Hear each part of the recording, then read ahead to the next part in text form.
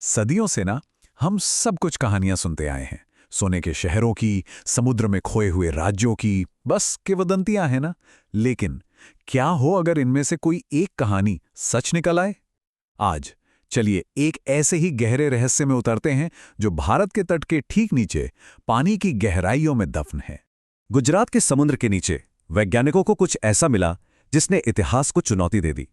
जो बात हजारों साल पुराने ग्रंथों में लिखी थी वो आज सच होती दिख रही है। तो सवाल ये उठता है, क्या ये सब महज एक इत्तेफाक, एक संयोग हो सकता है? तो ये सब शुरू कैसे हुआ?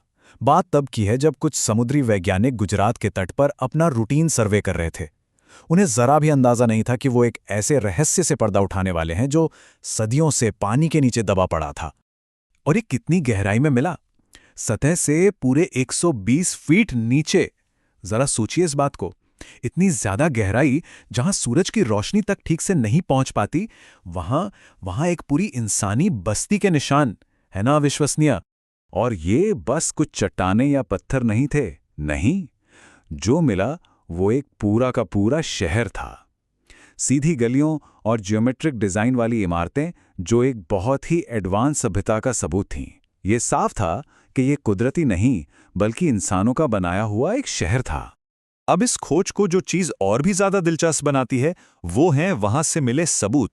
ये सिर्फ चीजें नहीं हैं बल्कि उस खोए हुए वक्त की कहानी कहने वाले टुकड़े हैं।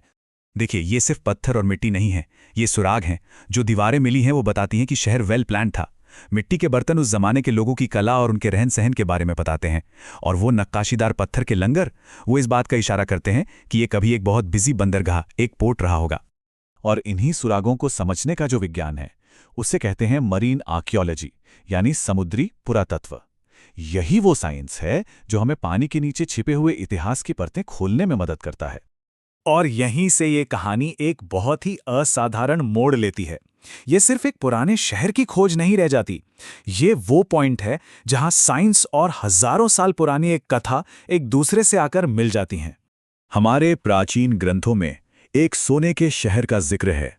भगवान कृष्ण की बसाई हुई एक शानदार नगरी जो अपने वक्त का एक अजूबा थी। लेकिन कथा ये कहती है कि समुद्र ने उसे सिर्फ एक ही दिन में अपने अंदर समा लिया। उस नगरी का नाम था द्वारका। अब सुनिए सबसे चौंकाने वाली बात। जब वैज्ञानिकों ने समंदर से मिली चीजों की कार्बन डेटिंग की, मतलब उनकी उम्र पता लगाई, और फिर उस उम्र को महाभारत काल के उस समय से मिलाया जब द्वारका के डूबने की बात कही जाती है, तो जो नतीजे आए वो हैरान करने वाले थे। तारीखें वो बिल्कुल मेल खाती हैं। मतलब जो उम्र विज्ञान ने बताई और जिस समय का जिक्र हमारी पौराणिक कथाओं में है, वो दोनों एक ही हैं। तो क्या इसका मतलब ये है कि गुजरात के तट पर जो डूबा हुआ शहर मिला है वो सच में भगवान कृष्ण की वही पौराणिक द्वारका है? चलिए इन दोनों बातों को, कथा को और इस खोज को आमने सामने रखकर देखते हैं। जरा देखिए समानताएं कितनी कमाल की हैं। कथा में एक भव्य शहर का जिक्र है और हमें एक विशाल, नियोजित, डूबा हुआ शहर मिला है। कथा कहती है कि वो गुजरात के तट पर था और ये खोज भी वहीं हुई है। और सबसे बड़ी बात, कथा के अनुसार उसे समुद्र ने निगल लिया और यहां मिले अवशेषों की उम्र ठीक उसी युग की है। ये बातें इतनी सटीक हैं कि इन्हें सिर्फ एक संयोग कहकर नजरअंदाज करना बहुत मुश्किल है।